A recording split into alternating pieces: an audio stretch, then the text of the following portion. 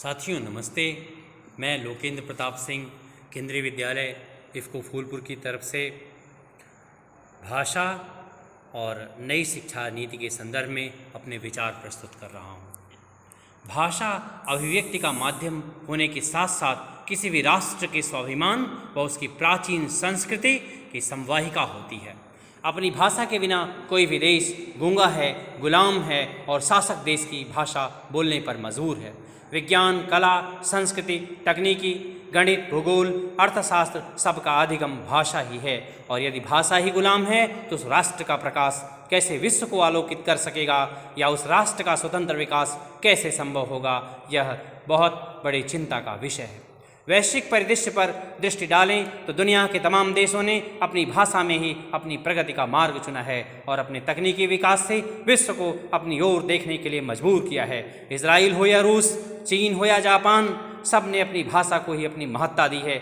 यहाँ तक कि हमारे पड़ोसी देश नेपाल ने भी अपनी भाषा को अपने विकास का माध्यम बनाया है, पर भारत इसका अपवाद रहा। औपनिवेशिक दासता से राजनीतिक मुक्ति के बाद भी वह भाषाई दासता से पूर्णतः मुक्त नहीं हो पाया और आज भी एक विदेशी भाषा यहाँ की अधिकारिणी बन अकड़ अकड़ कर चल रही है। ऐसे में भारत में बहुत सारी राष्ट्रीय शिक्षा नीतियाँ आईं, बहुत सारे आयोग आए, बहुत प्रयोग किए गए, पर नतीजा सिर्फ ढाक के 3 पात ही रहे। वर्तमान शिक्षा नीति ने अब भारत की अपनी भाषाओं को प्राथमिकता दे हिंदुस्तानी वाणी को पहचान देने का प्रयास किया है।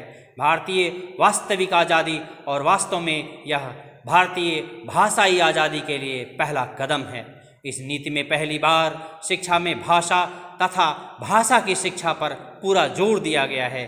किशोरावस्था तक मातृभाषा में शिक्षा की व्यवस्था की गई है। उसके बाद संस्कृति भाषा की समृद्धि की बात की गई है और यह बात केंद्र में रखी गई है कि मौलिक विचार अपनी मातृभाषा में ही आते हैं और विदेशी भाषा को सीखने के चक्कर में हमारे मौलिक विचार समाप्त हो जाते हैं।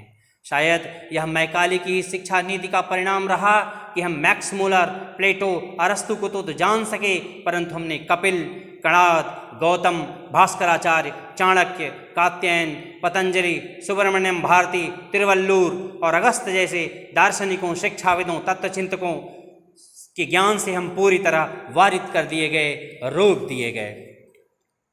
भारतीय भाषाओं की हिफाजत नहीं हो पाने के कारण और विदेशी भाषा को सीखने के चक्कर में भारत ने अपनी 220 भाषाओं को खो दिया है और भारतीय संविधान की 8वीं अनुसूची में वर्णित भाषाओं के बारे में ही आप देख लीजिए, उनको कितनी मुसीबतों का सामना करना पड़ रहा है। यह बात किसी से छिपी नहीं है।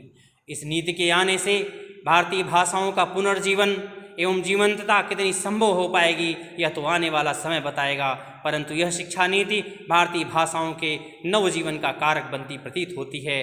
जैसा कि भारतेंदु जी ने कहा था कि निज भाषा उन्नति है, निज भाषा उन्नति है सब उन्नति को मूल, विन निज भाषा ज्ञान के मिटत नहीं के सूल। शायद यह कथन अत्यधिक सार्थक और उपयुक्त हो सकेगा और यह शिक्षा नीति भारत की भाषाई शिक्षा नीति को बदलकर भारत को उच्चता का दर्जा दिलाएगी। बहुत बहुत धन्यवाद।